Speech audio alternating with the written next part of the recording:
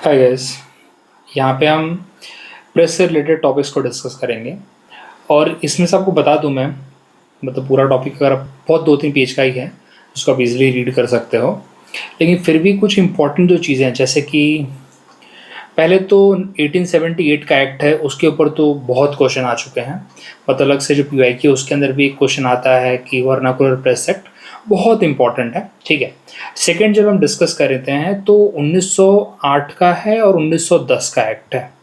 ये तीन important act है अपने आप में। वैसे मेजर क्वेश्चन तो यहीं से आते हैं, बट फिर भी कुछ क्वेश्चंस अपने को देखने को मिलते हैं 1908 और 1910। इसके बाहर इससे क्वेश्चंस नहीं आते हैं, और इसके वाइसरॉय के ऊपर कभी कभी क्वेश्चन आ जाता है, अगर आता है तो। इसके बाहर इसमें क्वेश्चन नहीं आते हैं। बहुत छोटा सा टॉपिक है, इसको बस आपको बोलते ना कि टच करके ख़त्म कर देना है। इसमें ज़्यादा मेहनत का काम नहीं, बट ये है कि इसमें कुछ न्यूज़पेपर का आपको नाम पता चलता है जो काफ़ी इंपॉर्टेंट हो जाता है। ठीक है। जैसे कि सबसे पहले आपको पता होगा जेम्स अगस्टस हिक्की, जिसको जे हिक्की या हिक्की भी बोलते हैं, बंगाल गैजेट शुरू किया था। ठीक है। और कलकत्ता जर्नल गैजेट एडवर्टीजर इसी का नाम है। First newspaper in India. ये तो बचपन से हम पढ़ते आए हैं कि पहला न्यूज़पेपर कौन था भाई, तो अगस्टस हिक्की या फिर जेम्स अगस्टस हिक्की, ऐसे जीके में आता रहता था। ठीक है। बंगाल गैजेट चालू किया था 1780 में। ठीक है। उसके बाद हमें और एक क्वेश्चन दिमाग में रखिए इस चीज़ को आप, कि जो न्यूज़पेपर था जो अगस्टस हिक्की ने स्टार्ट किया था, it was not pro government, it was actually very outspoken against the government.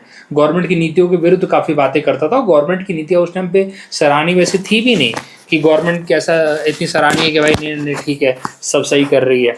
बहुत रेयरेस्ट ऑफ द रेयर में कुछ काम उन्होंने अच्छे किए हैं। उसके बाद हमें देखने को मिलता है और भी न्यूज़पेपर और जर्नल्स आते हैं, बंगाल जर्नल्स, जैसे कि बॉम्बे हेराल्ड।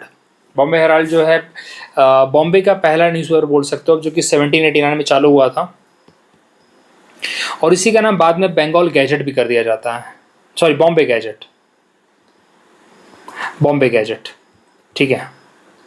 बॉम्बे गैजेट इसी का नाम कर दिया जाता है, बॉम्बे हेराल्ड का नाम। ठीक है। अब यहाँ पे अर्ली सेंसरशिप की बात करते हैं। Censorship of press act 1799 as such इसमें कुछ खास इंपॉर्टेंट नहीं है। अगर गलती से पूछ भी लिया तो किसने लाया था, तो it was impose by the lord Wellesley. ठीक है। एंड एक kind of war time press restriction था, including the pre censorship. Pre censorship मतलब जब आपको छापोगे तो उससे पहले आपको गवर्नमेंट की परमिशन लेनी पड़ती है और कुछ नहीं। ठीक है। एंड बाद में इसको लॉर्ड हेस्टिंग ने हटा दिया था, तो इतना इसके ऊपर क्वेश्चन नहीं आता, आपको बता दूं मैं। उसके बाद जो सेकेंड इंपॉर्टेंट था लाइसेंसिंग रेगुलेशन, जो यहाँ से शुरुआत होती है। जॉन एडम्स जो कि एक्टिंग गवर्नर जनरल थे, इनकी पॉलिसी ऐसी थी भाई कि आपको प्रेस अगर चलाना है तो विदाउट लाइसेंस आप नहीं चला सकते। अगर आपको प्रेस चलाना है तो लाइसेंस होना भी चाहिए। आज भी हमें देखने को मिलता है लाइसेंस है, लाइसेंस का पार्ट हमें देखने को मिलता है आज भी। तो लाइसेंसिंग की शुरुआत जॉन एडम से होती है। अगर क्वेश्चन आता है कि लाइसेंसिंग की शुरुआत कौन कर रहा है, तो यहाँ से क्वेश्चन बनता है कि John Adam was the one जिनके टाइम पे लाइसेंस। मैं क्वेश्चन भी ऐसे ही बना रहा हूँ कि आपको ना थोड़ा उससे कनेक्ट करना आसान हो जाए। ठीक है।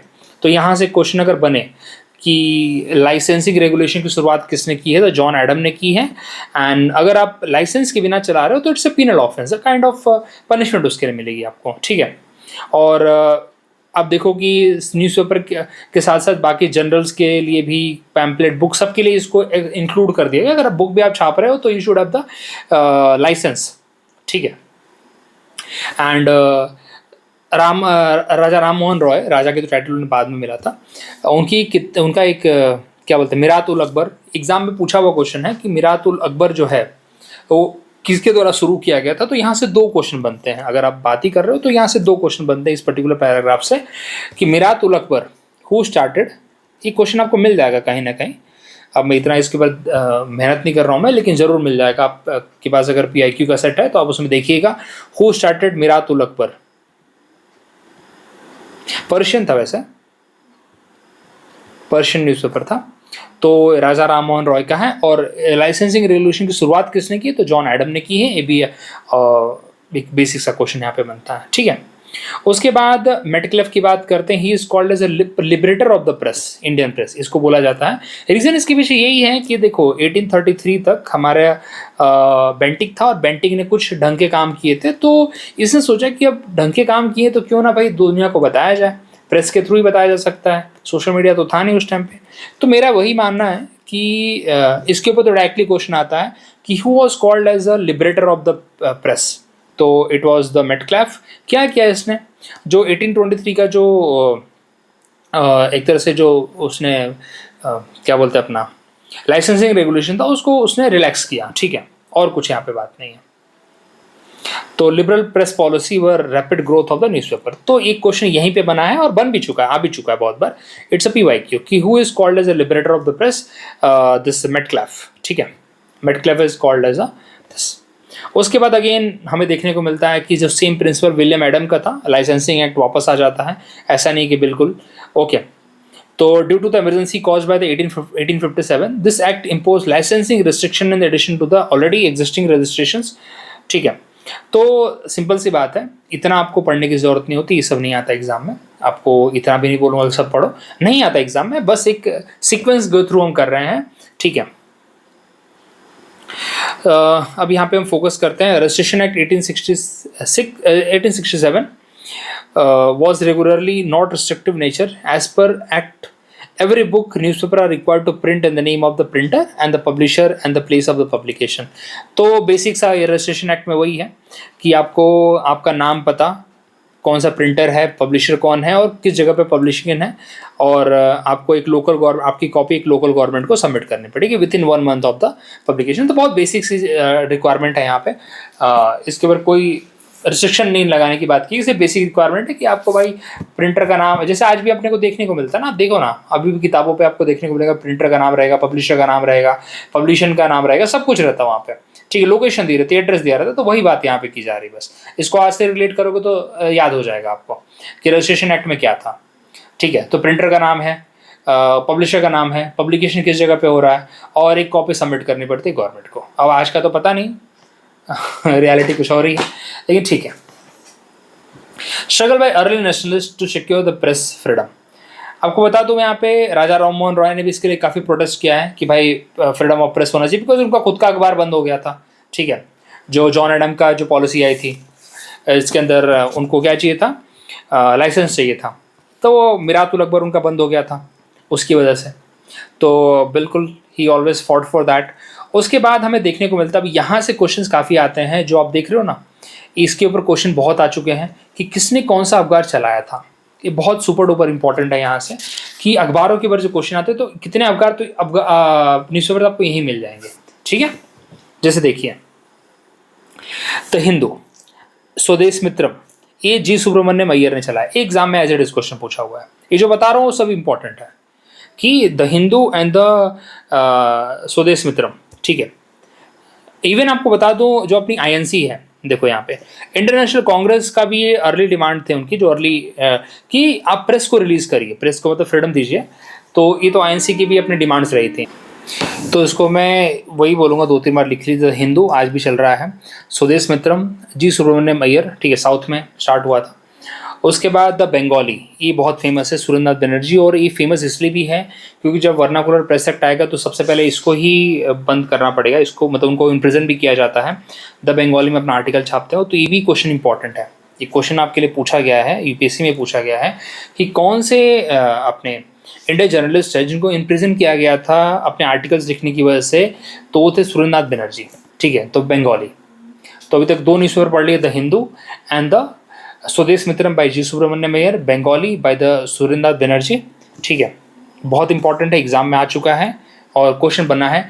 वॉइस ऑफ इंडिया, दादा भाई नौरोजी, ये भी क्वेश्चन, देखो जो यहाँ पे पत्रिकाएं हैं, जो भी यहाँ पे न्यूज़पेपर हैं, इनके ऊपर क्वेश्चन बन चुका है, हर एक क्वेश्चन यहाँ पे, हर एक चीज़ यहाँ पे इंपॉर्टेंट है। अमृत बाजार पत्रिका वेरी वेरी इंपॉर्टेंट, ये जैसे ही वर्नाकुलर प्रेस एक्ट आओ तो सबसे पहले बंद हुआ था, नहीं सॉरी, ये रातों रात, सॉरी ये रातों रात इंग्लिश में बन गया था, ये शिशिर कुमार घोष हैं, ठीक है। ये भी क्वेश्चन इंपॉर्टेंट है कि कौन सा रातों रात सीधा ओवरनाइट वर्नाकुलर प्रेस एक्ट आने के बाद ओवरनाइट इंग्लिश हो गया था वो, तो ये अमृत बाजार पत्रिका है, ये भी क्वेश्चन बन चुका है। तो ये भी आपका बंगाली के ऊपर भी पीवाईक्यू है आपका, अमृत बाजार पत्रिका के ऊपर भी पीवाईक्यू है आपका, जो कि शिरीष कुमार घोष ने चलाया था, and Motilal Ghosh. Indian mirror, ये भी आपके मैच द फॉलोइंग में आ चुका है, एन घोष, ठीक है। एंड आपका इनका नाम देखो दिमाग में नहीं आ रहा है, एन घोष, ठीक है, चलो एन घोष से दिमाग में रखो, नाम कुछ N Sen, N Sen, and ठीक। उसके बाद मराठा एंड द केसरी, ये तो सुपर डुपर इंपॉर्टेंट है। केसरी इन मराठी या Maratha in English. Under the बाल गंगाधर तिलक सुधारक गोपाल गणेश, ये भी मैं एज द फॉलोइंग में आ चुका है, सुधारक अंडर द गोपाल गणेश अगरकर। तो और उसके बाद बाकी आप देखेंगे तो Hindustan an advocate under the GP Verma, ये नहीं पूछा गया, आपको बता दूं ये पूछा नहीं गया अभी तक, लेकिन यस एक बार दो बार पढ़ेंगे तो दिमाग में बैठ जाएगी बात। ऐसा बिल्कुल नहीं बोलूँगा कि नहीं टफ है बहुत ज़्यादा, हाँ लेकिन पढ़ना पड़ेगा 2-3 बार। ओके, तो या फिर पीवाईक्यू करेंगे तो उसके साथ भी हो जाएगा, क्योंकि पीवाईक्यू में सारे कवर हो, वॉइस ऑफ इंडिया भी कवर हो चुका है, बंगाली भी कवर हो चुका है, अमृत बाजार पत्रिका भी आ चुका है शिशिर कुमार घोष का, इंडियन मिरर भी आ चुका है एनएन सेन का, केसरी और मराठा तो बहुत ही इंपॉर्टेंट है बाल गंगाधर तिलक का, ये भी आ चुका है कि केसरी कौन से लैंग्वेज में था, मराठा कौन से लैंग्वेज में था। सुधारक गोपाल गणेश अगरकर इन्हीं के एक कलीग हैं। हिंदुस्तान एंड एडवोकेट नहीं पूछा गया है, जीपी वर्मा का है। अदर कुछ न्यूज़पेपर्स हैं, ट्रिब्यून, अखबार एम पंजाब में है, गुजराती, इंदू प्रकाश, ध्यान प्रकाश, काल का, ये मतलब उतना इंपॉर्टेंट नहीं है, बस दिमाग में रख लें ऐसा, सोम प्रकाश, भाग्यवासिनी, साधारणी बंगाल, बस ऐसा दिमाग में रखें, ठीक है, ऐसे न्यूज़पेपर्स थे। ओके, एक दो बार लिख लें, सोम प्रकाश, साधारणी, बंगावासिनी, ठीक, और कुछ ज़्यादा इसमें इंपॉर्टेंट नहीं होगा। ओके, देखो पर्पज़ इनका प्रॉफिट मेकिंग नहीं है, पर्पज़ वही कि लोगों को अवेयर कराना, ओके, लोगों को सरकार के जो चीज़ें हैं उसके बारे में बताना, ये इनका मोटो है यहाँ पे, ठीक है। अब यहाँ पे देखो, the government on its part has enacted many stringent laws such as section 124A of the Indian Penal Code, which provided that anyone trying to cause a disaffection against the British government in India was to be transported for life or any term for 3 years, ठीक है। तो इसके through हमें देखने को मिलता है कि बाल गंगाधर तिलक को भेजा भी जाता है, ठीक है, बाल गंगाधर तिलक को रिपोर्ट किया जाता है फॉर द रिगरस इम्प्रिजनमेंट, ठीक है, अगर क्योंकि एक तरह से सेडिशन के चार्जेस लग रहे हैं यहाँ पे अंडर द 124A, ठीक है। अब यहाँ पे देखते हैं लिटन की बारी आती है, और लिटन की पॉलिसीज़ वैसे भी बहुत बेकार रही इंडियंस के लिए, तो उस बेसिस पे हमें देखने को मिलता है कि लिटन ने बोला कि मेरी पॉलिसी जो भी है उसके बारे में लोगों को तो पहुँचेगा कैसे, न्यूज़पेपर के थ्रू, एक काम करो इसी में बैन लगाओ, और स्पेशली वर्नाकुलर वाले।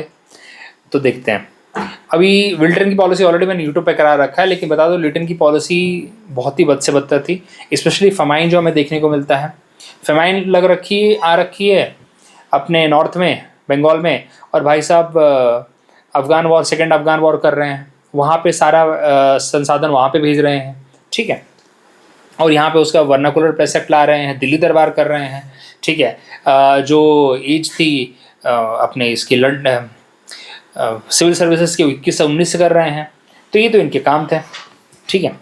अब बात करते हैं यहाँ पे रेशियल अपना वर्नाकुलर प्रेस एक्ट 1878, बहुत इंपॉर्टेंट, हद से ज़्यादा इंपॉर्टेंट, ठीक है। अब यहाँ पे देखने को मिलेगा, देखो इसके पॉलिसीज़ भी यहीं पे पता चल जाती हैं, देखो क्योंकि वर्नाकुलर जो प्रेस था, वर्नाकुलर प्रेस मतलब जो लोगों की लैंग्वेज में आता है, ठीक है, आपकी जैसे यहाँ पे मराठी है, आपके यहाँ पे कुछ और होगी, तो लोगों की जो लैंग्वेज है वो पूरी तरह से लिटन की पॉलिसी के अगेंस्ट बात कर ही रहा था, और लिटन की पॉलिसी कोई खास अच्छी थी भी नहीं, सही बता दो आपको मैं। दिल्ली दरबार कर रहे हैं फेमाइन के टाइम पे, ठीक है, एक्सपेंडिचर बड़े बड़े हैं इनके, वही दिल्ली दरबार जो कि बहुत फेमस है इनके वाला खराब, इनका जो टाइम है ख़राब चीज़ों के लिए ही फेमस है, ठीक है।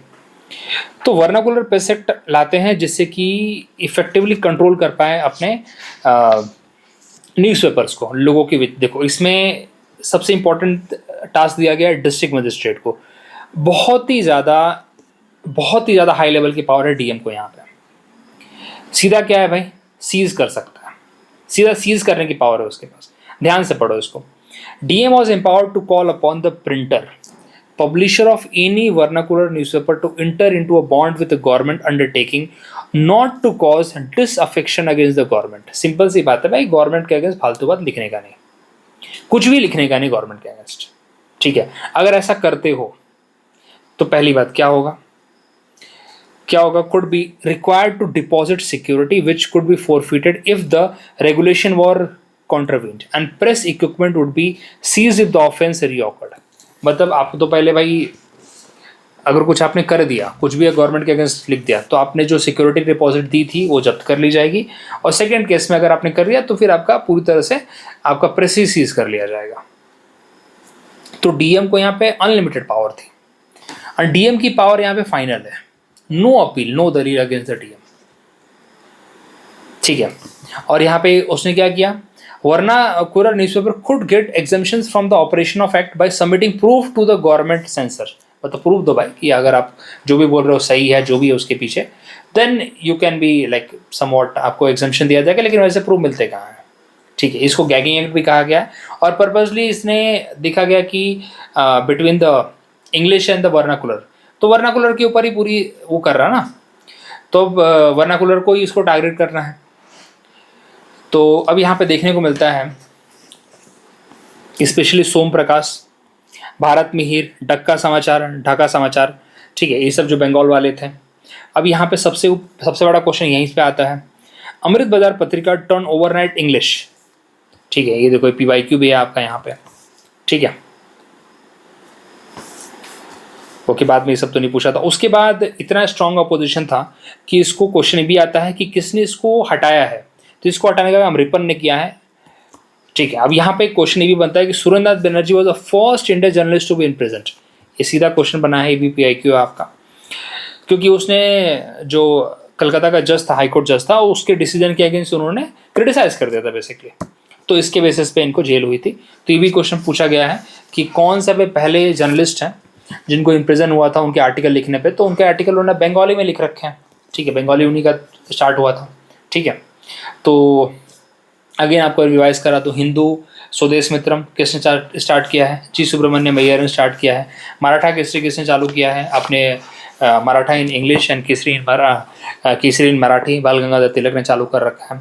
उसके बाद आपके अमृत बाजार पत्रिका शिशिर कुमार घोष का है, जो कि ओवरनाइट चेंज हो गया। मिरात उल अकबर आपका राजा राम मोहन रॉय, जो कि लाइसेंसिंग एक्ट आया था उस टाइम पे ही इसको उन्हें बंद करना पड़ा था, ठीक है। और उसके बाद आपका ये वॉइस ऑफ इंडिया आपके दादा भाई नौरोजी का है। उसके बाद इंडियन मिरर NN सेन का है, ठीक है। और सुधारक गोपाल गणेश अगरकर का है। ये मेनली क्वेश्चंस आते हैं इनके ऊपर, जो आ भी रहे हैं, PIQ में आपको मिल जाएंगे ये सब चीज़ें, ठीक है। अब बात करते हैं बाल गंगाधर तिलक के। इनके आर्टिकल्स काफ़ी बार फेमस होते थे और काफ़ी बार एक्शंस लिए गए इनके लिए, ठीक है। जैसे सबसे बार शुरू करते हैं भाई, सबसे शुरुआत करते हैं, इन्होंने भाई 2-3 चीज़ें स्टार्ट की थी, गणपति फेस्टिवल और शिवाजी महाराज फेस्टिवल। इन्होंने 2 चीज़ें स्टार्ट की थी, गणपति फेस्टिवल 1893 में, शिवाजी महाराज फेस्टिवल 1896 में, ठीक है। और केसरी और महामराठा के थ्रू काफ़ी अपनी चीज़ें बताते भी थे। और आपको देखने को मिलेगा एक इम्पॉर्टेंट एक्ट यहाँ पे, इम्पॉर्टेंट काम इनका, इन 1896 and 97 he initiated a no tax campaign in Maratha using farmer to withhold the payment of revenue if the crop have failed। ये important part है। in 1897 plague occurred in Pune और इन्होंने बहुत ही ज़्यादा हैविली गवर्नमेंट को criticise किया था plague के लिए, ठीक है। और चापेकर ब्रदर्स, एक तरह से ये भी बोला जाता है कि चापेकर ब्रदर्स जिन्होंने WC रैंड को मारा था, किल किया था, इन्हीं के द्वारा मतलब कहीं ना कहीं उन्हें इंस्पिरेशन मिली थी, इन्हीं के द्वारा उन्हें इंस्पिरेशन मिली थी। और आप देखोगे यहाँ पे वही स्टोरी भी यहाँ पे दी गई है।